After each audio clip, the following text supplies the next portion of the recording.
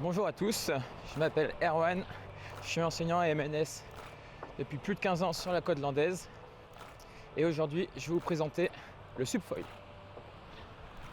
La grosse difficulté, c'est qu'on ne peut pas faire de canard comme en surf à cause du foil qui mesure 80 cm. Du coup, il faut absolument avoir plus de pied pour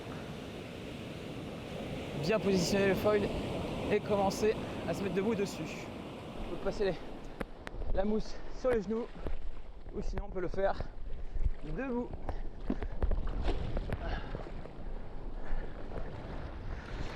Alors quand on débute, il vaut mieux privilégier les spots où il n'y a personne et bien sûr être muni d'un casque ainsi qu'un gilet de protection. Donc, le gros avantage qu'apporte le foil, c'est que ces vagues qui sont totalement inintéressantes pour le surfeur lambda, et ben ça peut être un petit paradis pour la personne qui fait du foil. Allez, on rame fort, et dès qu'on se fait. Allez, voilà. Voilà.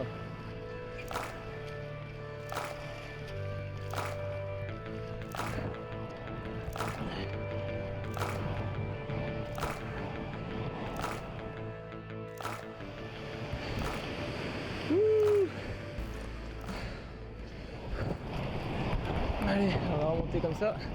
On va remonter au pic. Avec la méthode du pumping. Alors le pumping, c'est très simple. Il faut alléger son poids au maximum pour faire voler le foil et continuer à générer de la vitesse. Ce qui demande pas mal d'efforts physiques. Ah, celle-là est cool.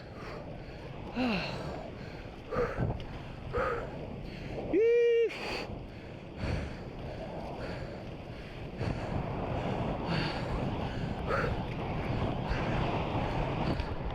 on peut faire ça autant de fois qu'on veut, tant qu'on a de l'énergie, des cuisses et du cardio.